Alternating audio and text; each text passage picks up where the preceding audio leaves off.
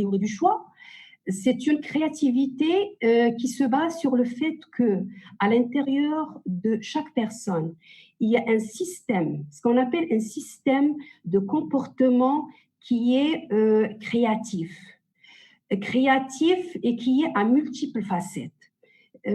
Ça veut dire quoi? Ça veut dire que c'est une créativité qui peut aller jusqu'à l'invention, comme elle peut aller jusqu'à le développement de certains troubles de comportement, aller jusqu'à développer ce qu'on appelle la maladie mentale.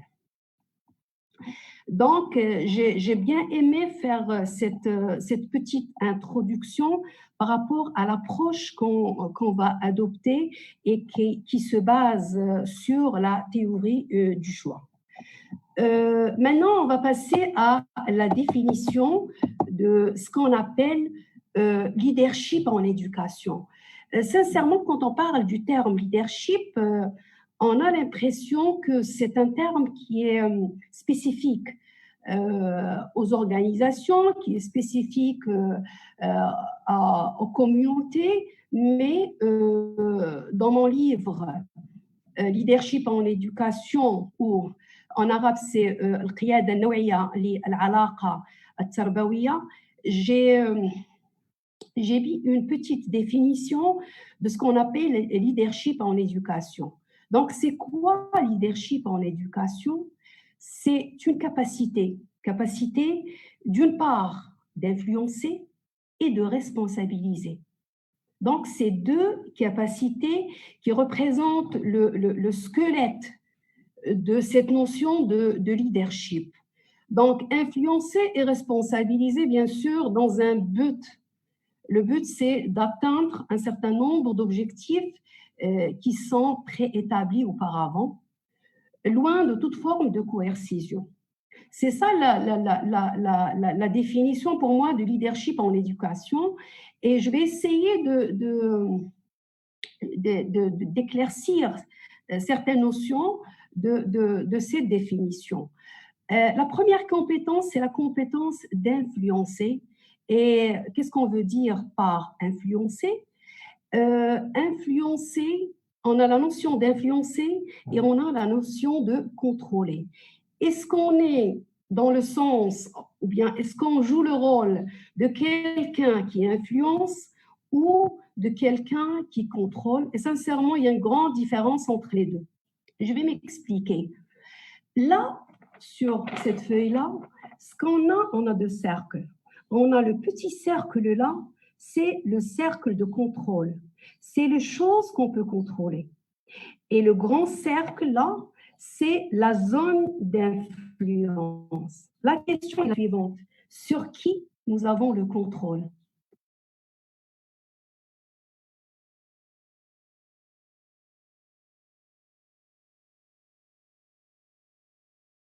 Faire, c'est influencer.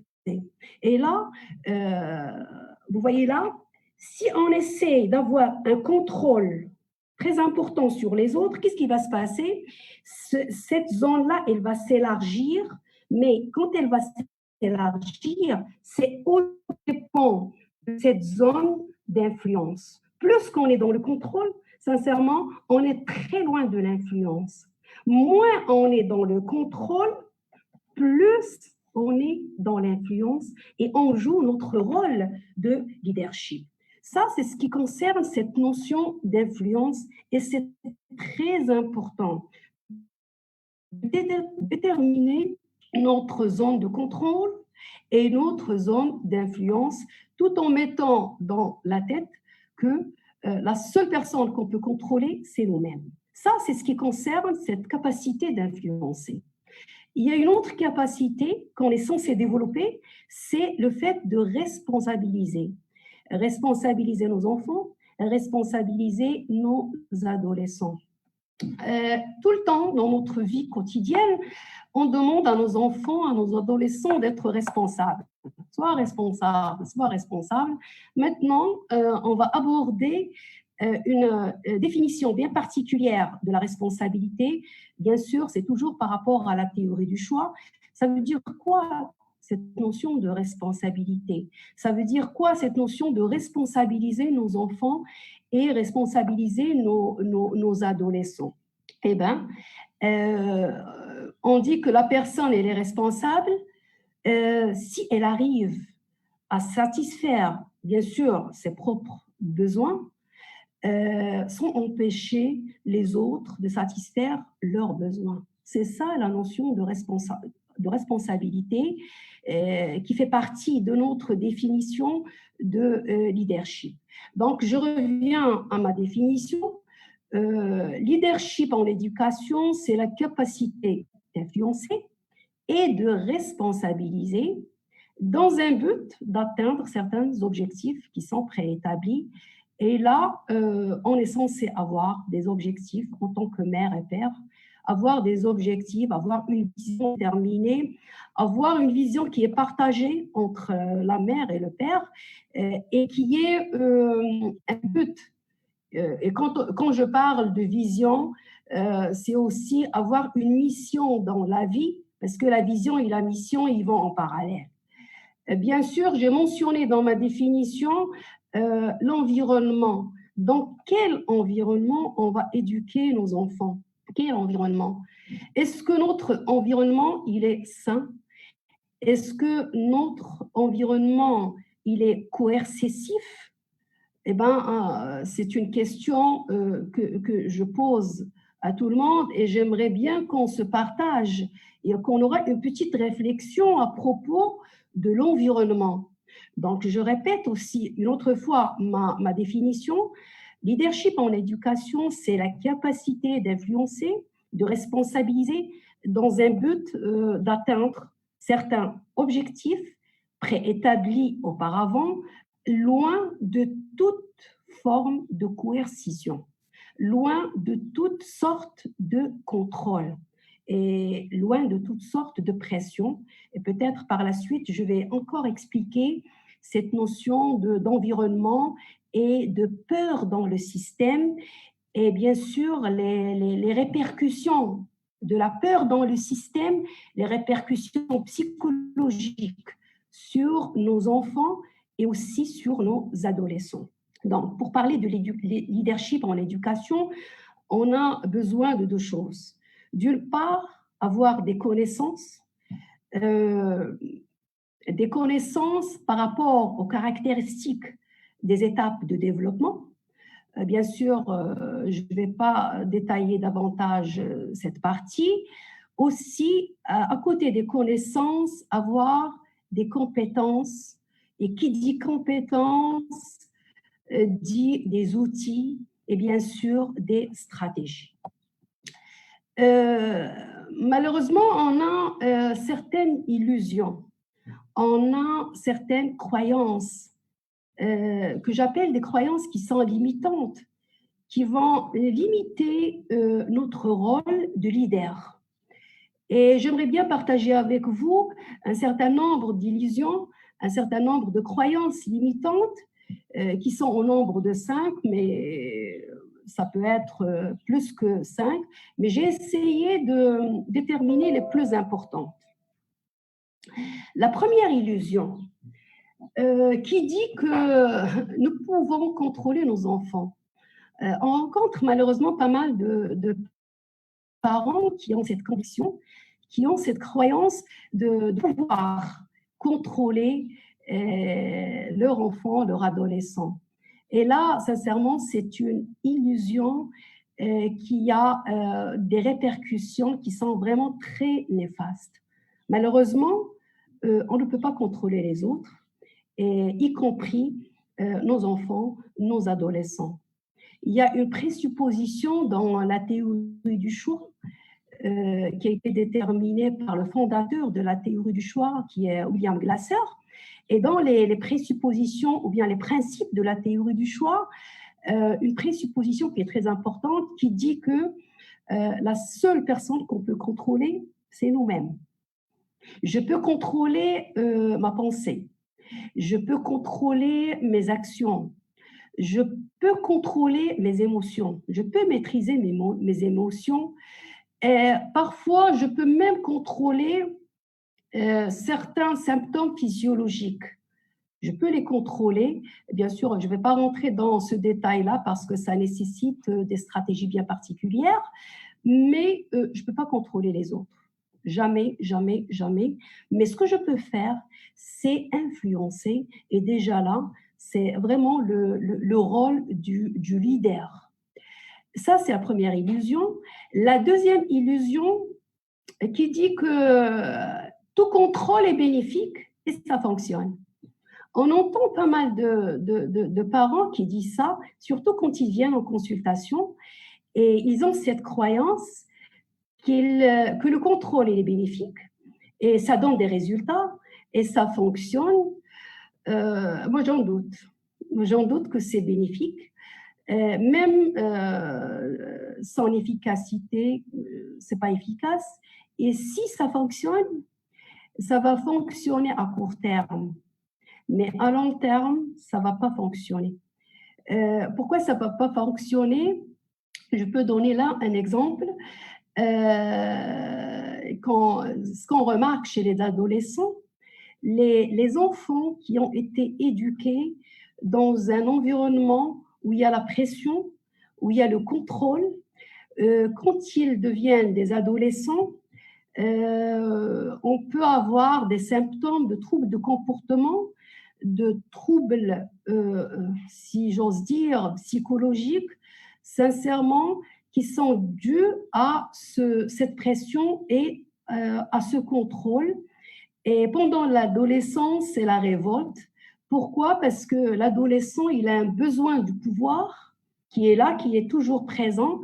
Donc, il y a toujours des conflits entre l'adolescent et les parents à cause de ce pouvoir ou bien de ce besoin du pouvoir.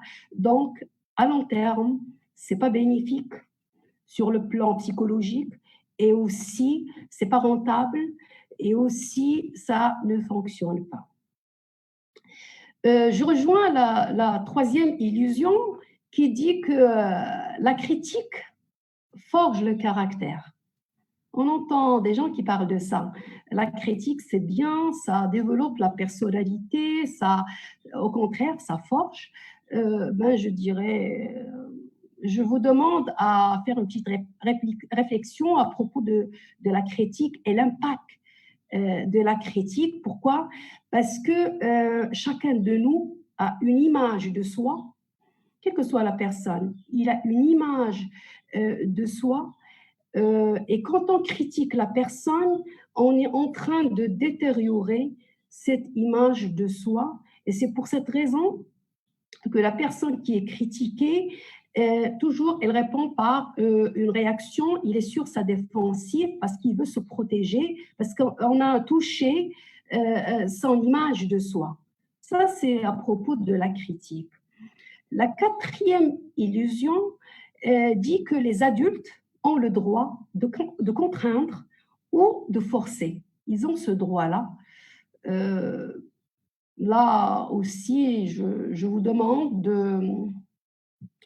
de faire une petite réflexion à propos de ce droit-là. Est-ce qu'on a le droit de contrôler les autres? Est-ce qu'on a le droit, parce qu'on est grand et parce qu'on est des parents, on a le droit de forcer? Je crois qu'on n'a pas ce droit-là et c'est à revoir. Je finirai par la cinquième illusion qui dit que, voilà, c'est comme ça que nous avons été élevés. Et nous, on est très bien. Et là, je ne sais pas, est-ce qu'on est très bien ou on n'est pas très bien, je ne sais pas. C'est à nous de voir. Mais de toutes les façons, je dirais qu'avant, on vivait dans une société qui est un petit peu renfermée.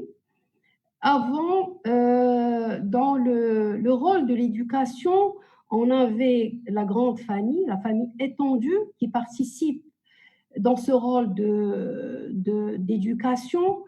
On avait les voisins, on avait le quartier aussi, il participe dans ce rôle d'éducation. Et aussi, on avait presque les mêmes valeurs. Maintenant, les choses ont changé. Déjà, dans la même maison, chaque personne vit dans son propre monde avec son petit portable. Donc, on commence à avoir des différences sur le plan de valeurs. C'est pour cette raison que ce qui fonctionnait avant, peut-être ne peut pas fonctionner maintenant. Et surtout, dans le cadre le développement technologique, on est en train de voir une évolution qui est énorme. Et nos enfants, nos adolescents, ils sont trop intelligents. Ils arrivent à avoir certaines compétences que nous, les parents, on est parfois, on est bouche bée. On est censé faire un grand effort pour arriver au même niveau que nos enfants, nos adolescents. C'est pour cette raison que l'éducation qui a servi, ou bien qu'on a reçu, ça fait bien longtemps,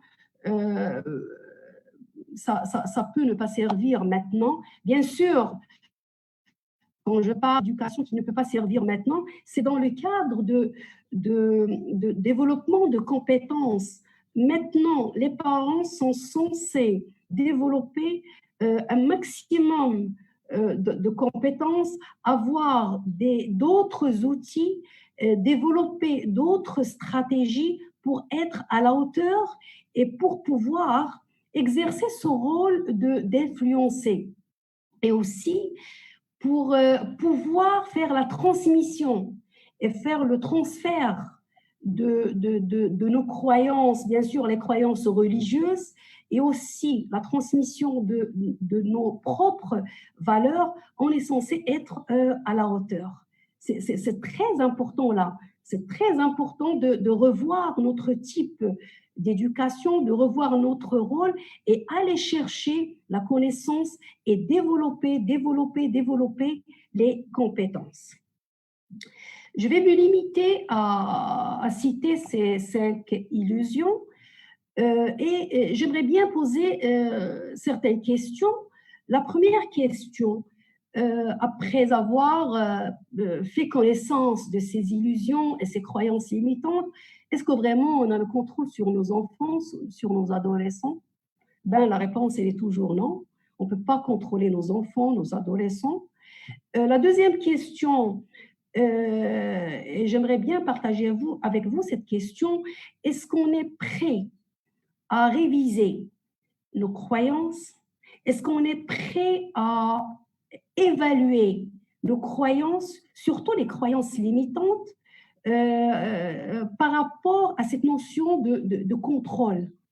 Je vais laisser cette question ouverte parce que ça demande une réflexion très profonde pour essayer de revoir notre rôle et notre position par rapport à l'éducation et surtout par rapport à cette notion de leadership en éducation. Maintenant, je vais essayer de parler de ce qu'on appelle les positions d'influence. Les positions d'influence, ce sont des positions qui ont été mentionnées par Diane Gozen. J'ai fait une petite, j'ai pas gardé les positions comme ils étaient mentionnés, mais j'ai fait une petite modification. La première position, c'est une position de punisseur. C'est-à-dire que les parents, la mère ou le père, ils adoptent cette position de punir nos enfants, nos adolescents. Bien sûr, on va voir la répercussion de cette position sur le plan psychologique, sur le plan comportemental, et aussi on va déterminer c'est quoi le type d'environnement qui est créé quand on adopte cette position. Bien sûr, quand on est punisseur, on a la peur dans le système. Vraiment, on a la peur. Parce que punir, c'est chercher à contrôler. Quand on va contrôler, bien sûr, nos comportements, c'est des comportements de déconnexion. La peur, elle est là, la pression, elle est là. Nos messages seront tels que je ne peux pas compter sur toi, tu fais toujours comme ça, je n'ai aucun espoir, on va critiquer, on va blâmer, il n'y a pas de confiance. Et dans cet environnement, pardon, bien sûr, il y aura des répercussions sur le plan psychologique et comportemental chez l'enfant ou bien chez l'adolescent. Et le résultat, ça sera quoi? Ça sera soit un enfant, un adolescent qui est obéissant, une obéissance totale. Et on a rencontré pas mal d'adultes qui étaient éduqués dans ce type d'environnement et éduqués par un punisseur qui sont obéissants, qui n'ont pas leur point de vue. C'est des enfants qui, ou bien des adolescents, c'est manipulé. C'est des enfants ou adolescents qui n'ont pas développé ce sens de responsabilité. Donc, soit il y a une obéissance, soit on a une agressivité, et on reçoit pas mal de parents qui viennent pour une consultation. Et l'objectif, c'est de traiter l'agressivité de l'enfant ou bien de l'adolescent.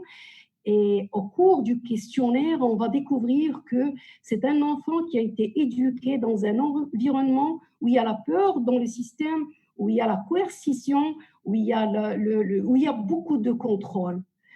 Donc, soit on peut avoir un enfant ou bien un adolescent qui est dans le retrait. C'est quelqu'un qui est renfermé dans sa coquille. C'est quelqu'un qui n'est pas dans le partage.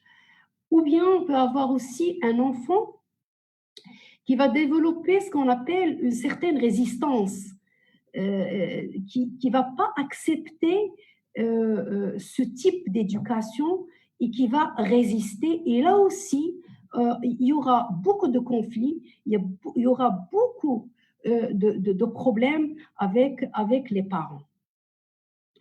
Donc, quel est le rapport entre contrôle et responsabilité? On va dire que quand on exerce beaucoup de contrôle, c'est comme un thermomètre. Beaucoup de contrôle, c'est peu ou pas de responsabilité. Plus on est dans le contrôle, plus notre enfant, notre adolescent, il n'est pas responsable et il ne va pas développer cette compétence de responsabilité. D'autant plus on est dans le contrôle, notre influence, elle est minime, il est à zéro. Parce qu'on ne peut pas influencer dans un environnement où il y a la peur. On ne peut pas influencer.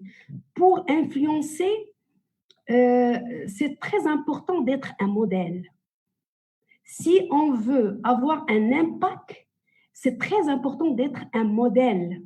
Un modèle dans quel sens? Surtout dans cette notion de développement de valeurs. La plupart des parents, ils ont cette contrainte. Nos enfants n'ont pas les mêmes valeurs que nous, parce qu'on est toujours dans un dialogue, d'envoyer des messages, mais c'est verbalement, mais on n'est pas un modèle. Quand on est un modèle, on peut influencer et on peut aussi jouer notre rôle de leader. Le leader, c'est un modèle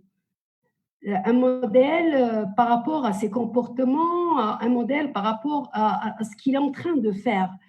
Donc, ça, c'est tout ce qui concerne cette position de punisseur.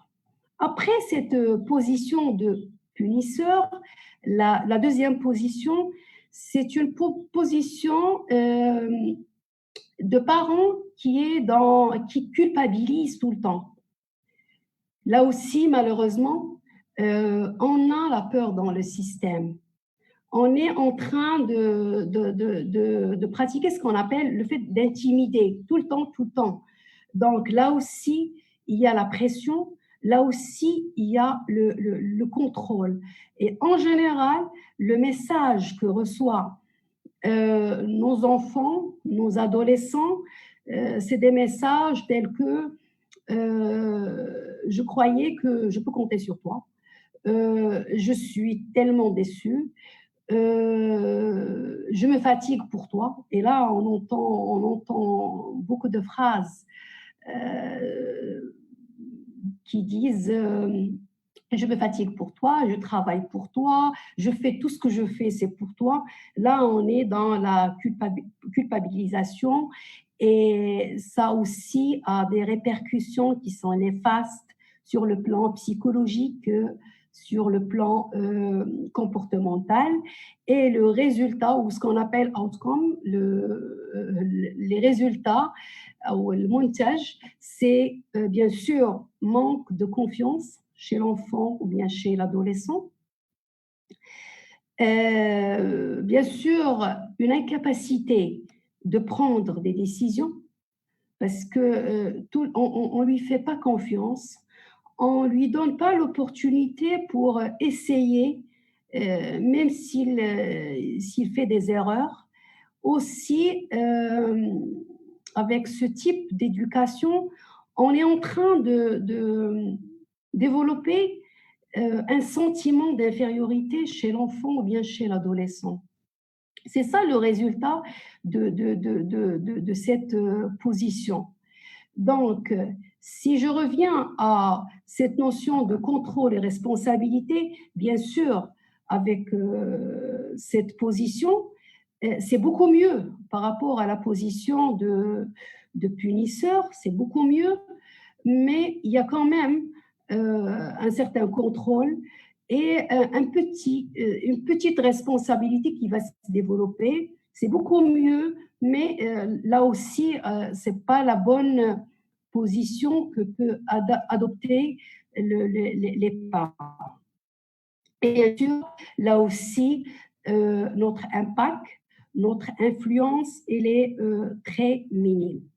Si je passe à la troisième position, cette position d'influence, c'est une position, ce qu'on appelle une dépendance d'amis.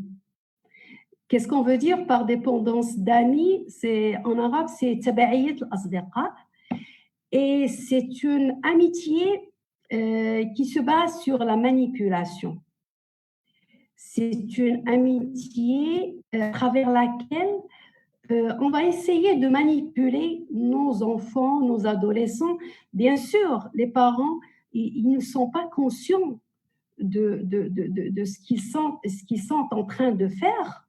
Ils ne sont pas conscients de l'impact de ce type, de cette position. Ils ne sont pas conscients de tout ça, mais il y a des dégâts quand même. Là aussi, les messages qui sont transmis par les parents, tels que ne t'inquiète pas, je vais arranger les choses, ne t'inquiète pas, je vais réparer, ne fais pas tes devoirs, je vais essayer de les faire à ta place.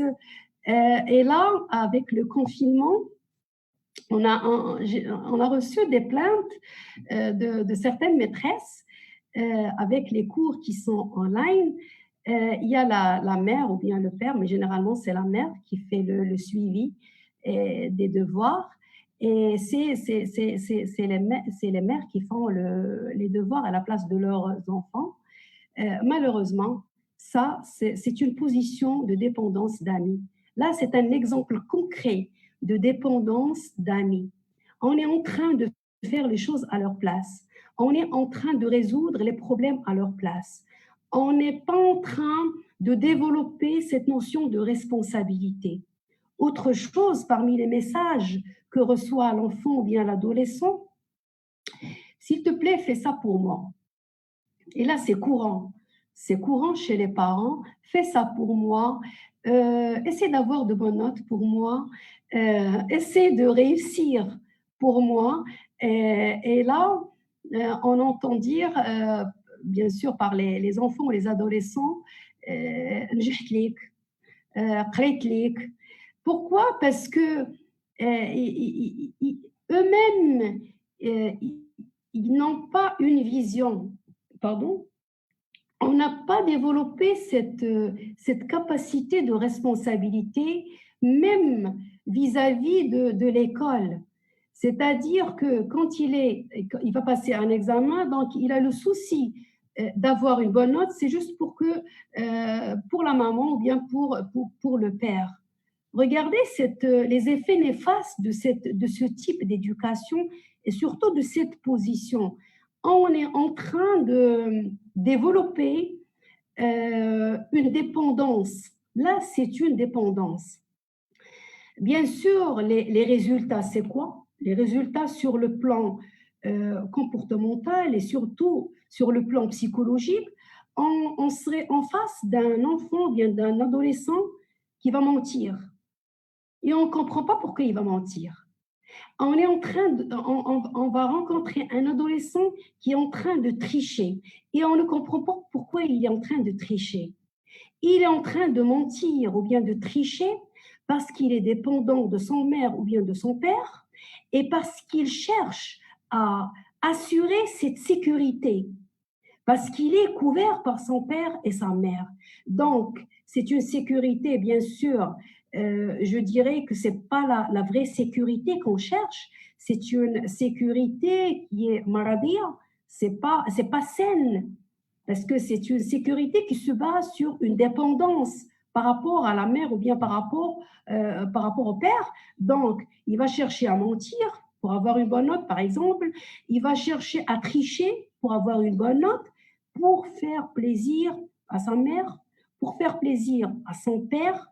Mais l'explication psychologique, c'est que l'enfant, bien l'adolescent, cherche à avoir cette dépendance qui cache derrière une sécurité que je dirais, c'est une sécurité qui n'est pas saine et qui ne va pas développer le sens ou bien la capacité de la responsabilité chez l'enfant.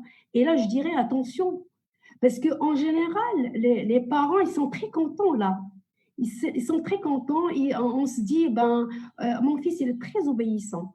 Mon fils, tout ce que je lui dis, il le fait. Là il y a un problème. Hein. Si j'ai un enfant ou bien j'ai un adolescent, et surtout un adolescent, et qui est obéissant et qui exécute tout ce que je lui dis, là, il y a un problème. Il y a un problème parce qu'un adolescent, c'est quelqu'un qui ne doit pas être dépendant. Et quand je parle de dépendant, c'est dans le cadre psychologique. Et là, c'est ce qu'on appelle la dépendance d'année. C'est une dépendance où il y a derrière la manipulation. Et là, je demande aux parents d'être conscients vis-à-vis de cette manipulation et essayer de revoir, toujours revoir notre type d'éducation et aussi notre position. C'est très important. Donc, je reviens au rapport de cette position par rapport au contrôle et par rapport à la responsabilité. Bien sûr, là aussi, on a un peu de contrôle et c'est relatif par rapport aux autres positions. C'est moins de contrôle par rapport aux autres positions. Et aussi, la responsabilité, on a quand même une certaine responsabilité par rapport à la position du punisseur ou bien à l'autre position. Je vais entamer maintenant la dernière position et c'est cette position qu'on veut avoir et qu'on a l'espoir d'avoir. C'est la position de leader. Et c'est ça le sujet dans notre conférence, leadership en éducation et l'objectif d'être un leader, que ce soit le père ou bien la mère. Et je reviens toujours à ma définition qui est la capacité d'influencer, qui est la capacité de développer la responsabilité dans le but de réaliser des objectifs qui sont préétablis auparavant, et bien sûr, dans un environnement qui est non coercitif, dans un environnement où il n'y a pas de contrôle et il n'y a pas de pression. Donc, revenons à cette position de leader. Rien que le fait de parler de cette position de leader, ce qui me vient à l'esprit, c'est le respect. On est dans une position de respect. Respect de l'être humain qui est devant moi. L'être humain devant moi, c'est mon fils, c'est ma fille, c'est l'adolescent, c'est l'enfant. On est dans le respect. On n'est plus dans le contrôle. On n'est plus dans la pression. Autrement, l'environnement, dans cette position-là, c'est un environnement sain. C'est un environnement humanitaire. C'est un environnement où il y a une certaine marge de liberté. Il n'y a pas de peur. Au contraire, c'est un environnement où il y a la confiance. C'est une confiance qui est réciproque, qui va se développer tout au long de notre rôle en tant qu'éducateur. Donc, là, si je reviens au message qui t'ont transmis par les parents, que ce soit la mère ou le père, ce sont des messages tels que c'est quoi ton plan? Qu'est-ce que tu veux faire? Et qu'est-ce que tu vas faire? C'est des messages tels que ce n'est pas grave si on commet des erreurs, ce n'est pas grave. C'est comme ça qu'on apprend. Ce sont des messages, derrière, il y a une intention de donner l'aide, mais une aide sans pression, sans contrôle. C'est ça les messages qu'on est censé développer dans notre communication si on veut vraiment jouer le rôle de leader. Donc, ce sera quoi les résultats? Si on essaie de jouer vraiment le rôle de leader avec toutes les compétences qui vont avec, eh ben, c'est automatiquement, on aura des adolescents, des enfants qui ont développé déjà, au fur et à mesure, bien sûr, leur capacité de prendre des décisions. Ce sont des enfants et des adolescents qui sont autonomes. Je parle de l'autonomie dans le cadre psychologique. L'autonomie qui leur permette de satisfaire le besoin, bien sûr, tout en étant réaliste, tout en respectant les valeurs de la communauté, tout en respectant les valeurs religieuses. Donc, c'est des adolescents, bien des enfants qui ont cette tendance ou bien qui ont une stratégie mentale qui est branchée sur les solutions. Ils ont une capacité de trouver des solutions. Ça ne veut pas dire que ce sont des enfants ou adolescents qui ne vont pas avoir de problèmes. Certes, dans la vie, on va avoir des problèmes, mais, c'est des adolescents qui ont cette capacité de trouver des alternatives, de trouver des solutions. C'est des adolescents ou des enfants qui ont un haut niveau de contrôle de soi, qui ont une estime de soi et aussi qui ont la confiance en soi. Et d'ailleurs, c'est ce qu'on cherche par notre éducation en tant que parents. C'est le résultat voulu, c'est ce qu'on cherche. Et bien, ce résultat, derrière, il y a un leader. Derrière, il y a tout un travail. Ce n'est pas du jour au lendemain qu'on va développer tout ça. C'est des capacités qu'on va développer au cours de notre rôle de leader. Donc, c'est une tâche qui nécessite bien sûr beaucoup de patience. Ça nécessite avoir une vision dans le sens de l'éducation. Bien sûr, la vision qui est partagée entre les parents. Aussi, ça nécessite que nous, en tant que parents, d'avoir ces compétences, avoir beaucoup de connaissances. Tout ça va aider à avoir ces résultats qu'on vient de mentionner. quelle est la relation de tout ça avec le contrôle? Dans cette position, on n'a pas de contrôle. Le contrôle, c'est zéro. Le thermomètre du contrôle, il est sur la barre zéro. Mais le thermomètre de la responsabilité, il est à fond. Il est rempli à fond. On a une grande responsabilité. On a développé une grande partie de responsabilité. Ça veut dire qu'on a développé cette compétence de responsabilité chez nos enfants, chez nos adolescents. Bien sûr, si on développe cette responsabilité, si on est vraiment loin du contrôle, bien sûr, on va influencer. On est un modèle, sans parler. Sans parler, on va se rendre compte que nos enfants, nos adolescents, ils sont en train d'absorber, ils sont en train d'avoir ou d'acquérir les valeurs et les principes qui participent de notre mission dans la vie. Et c'est de cette façon-là qu'on va faire la continuité de notre mission dans la vie. Et là, c'est très important.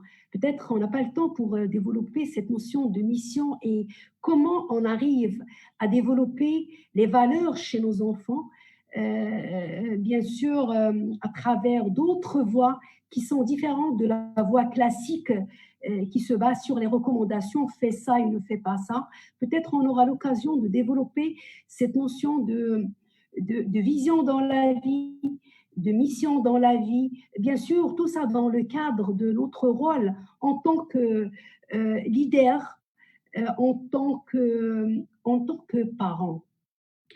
Donc, j'espère que j'ai bien détaillé ces différentes, ces différentes positions d'influence. Et peut-être j'invite mes chers parents à réfléchir où vous vous situez par rapport à ces positions. Là, on a mentionné 4 positions. Où vous vous situez? Peut-être que maintenant, c'est le moment de réfléchir et de revoir et de faire des modifications par rapport à notre position et aussi par rapport à notre type de position. Je crois que c'est le moment. Malheureusement, il ne reste pas beaucoup de temps. On est juste 1h moins quart. Donc, je vais finir ma conférence tout en espérant vous voir une autre fois. Je vais remercier infiniment le Centre d'Evry pour les conférences qu'il présente. Je crois que chaque jour, on a 2 à 3 conférences. Et aussi, je vais remercier le groupe qui est derrière, le groupe qui travaille pour planifier, pour organiser toutes ces conférences. C'est vraiment un travail. Jazakumullahu khairan et merci pour tout le monde. Wa salamu alaykum wa rahmatullahi ta'ala wa barakatuh. Merci. Au nom du Centre culturel islamique des vrais Coran, je tiens à remercier Dr Asma Chrouqi pour son intervention valeureuse. بارك الله فيك وجزاك الله كل خير.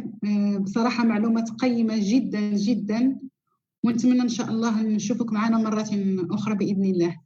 Je pense qu'il y a quelqu'un qui a des questions. Je ne sais pas s'il y a des questions parce que c'est la première fois que je travaille avec le Zoom de cette façon-là. Mais s'il y a des questions, on peut répondre à des questions. Il y a Nadia Erdogan, c'est ça, Erdogan, qui veut poser une question. Allez-y, ma soeur. Bien sûr. On a le temps. Pour les questions, on a le temps.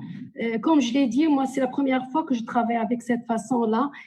En général, c'est la page Facebook et on voit les commentaires, mais maintenant, je ne sais pas comment ça fonctionne. Mais s'il y a des questions, on est prêt. Il y a des questions écrites, mais je pense qu'il y a une main qui est levée. C'est Nadia. Oui. Allez-y, Nadia, s'il vous plaît. Vas-y, Nadia. Je vous écoute.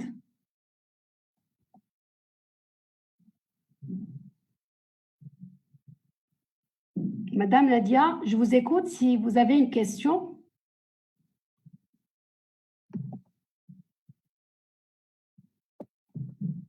Il a changé d'avis. C'est pas grave, s'il y a d'autres questions, Non, il n'y a pas de questions écrites. ben, je crois qu'on aura l'enregistrement sur la page Facebook du Oui, Centre justement. Ivry.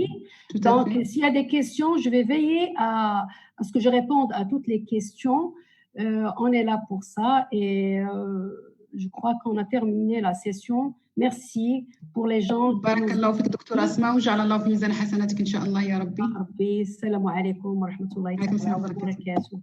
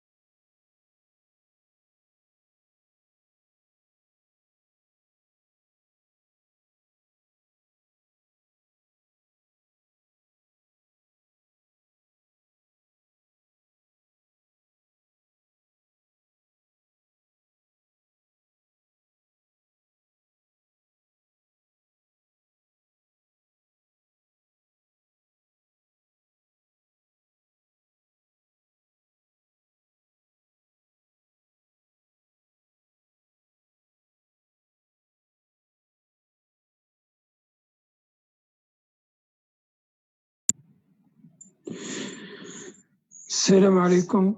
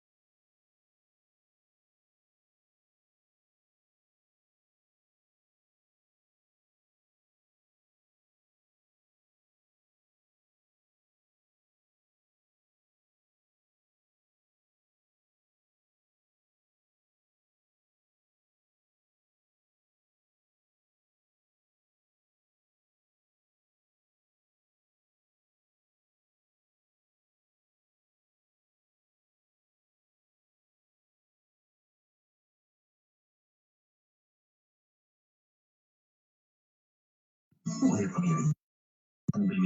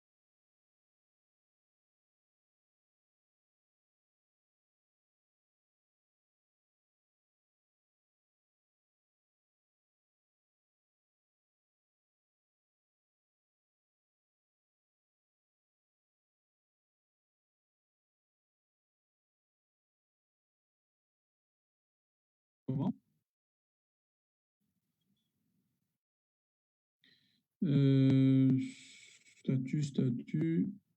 Ok, ما باتليش لا.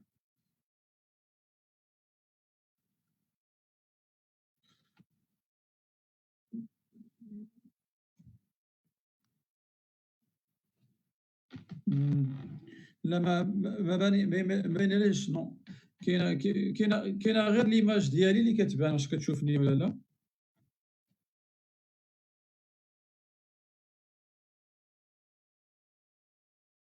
ودابا كومون فيغ بوغ باش تشوفوا ليماج و ميم طون لا بريزونطاسيون؟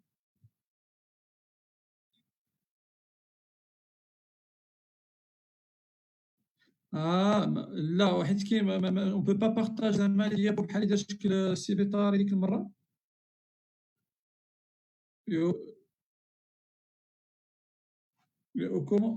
كومون فيغ حيت انا ليماج اللي عندي كنبان غير انايا ولا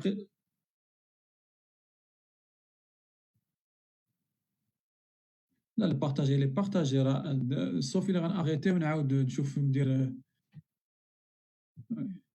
جي أغيتي نعاودو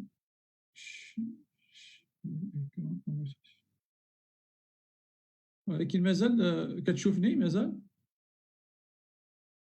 دونك نعاود نكليك صوفي إلا درنا فونيتر دو لابليكاسيون حاجة أخرى معرفتش.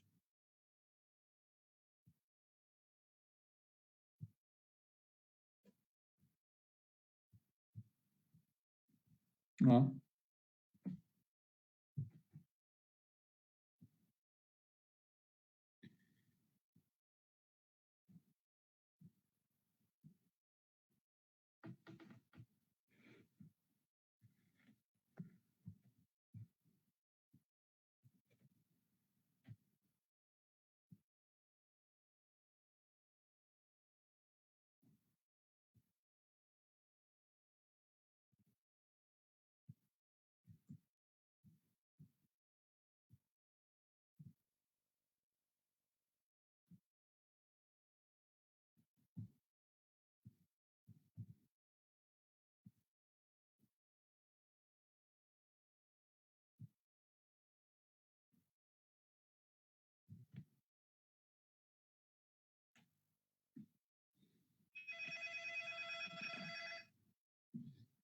ألو. مازال داك شافني ليماج ديالي، ولكن بوغ بارطاجي لو كونتوني مازال قال لي واه عاود عيط ليا.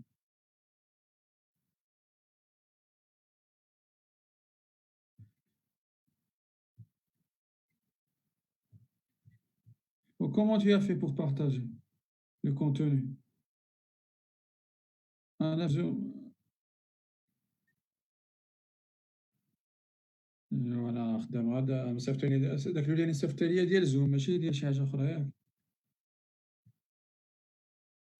إيوا زوم ما كيوريش، ما كيوري غير حاجة وحدة، سوا ليماج واقيلا سوا لا بريزونطاسيون، سوا لوغاتور سوا ياك. شنو هو؟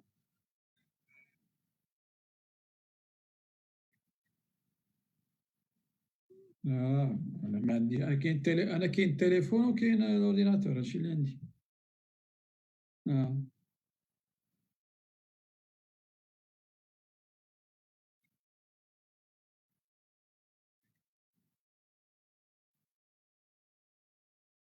لا المحاضرة سميتو لي ديابو يكونوا في البيسي.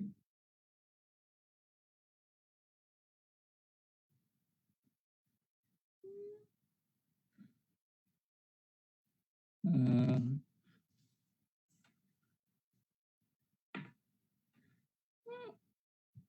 إيوا غير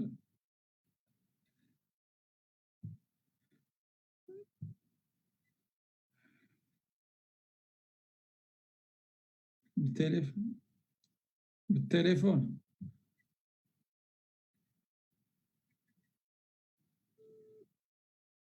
مم.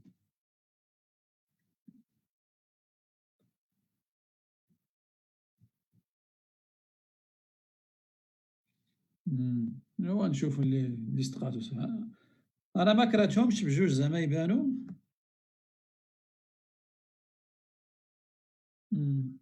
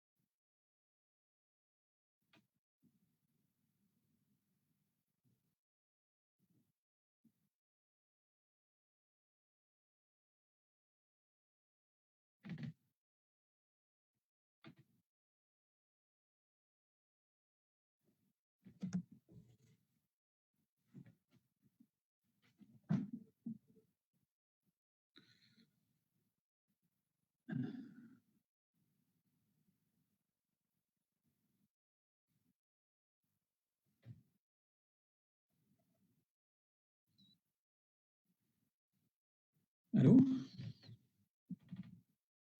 الو الو وي سي عبد الصمد شكون معايا؟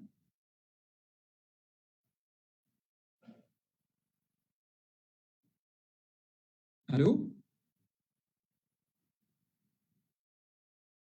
السلام عليكم وي سي عبد الصمد وي سي عبد الصمد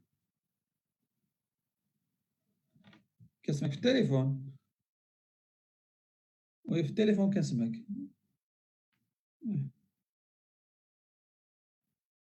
لي ديابو تيبانو شي بارطاجي ولكن انا ما تيبانو لياش انا كنشوف غير راسي غير لا فوتو ديالي كتبان لي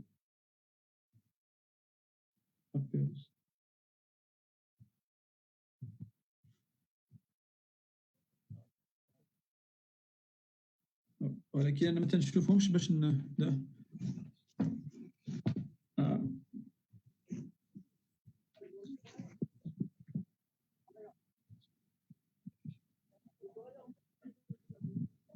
دابا كنبان لكم انا حتى ديابو تيبانو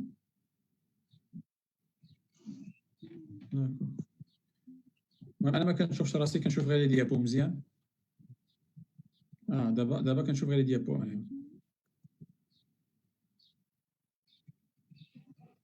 دابا تبان لي كومبلان ايكرون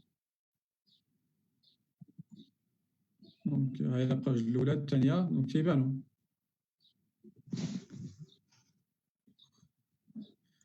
جو بونس وقيلا الامور مزيانه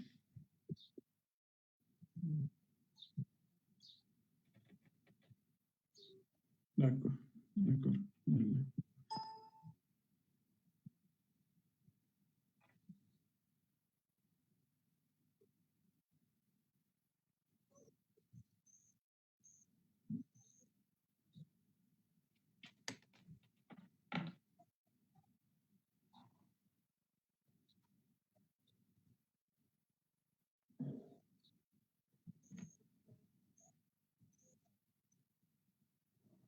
البرجي السلام عليكم.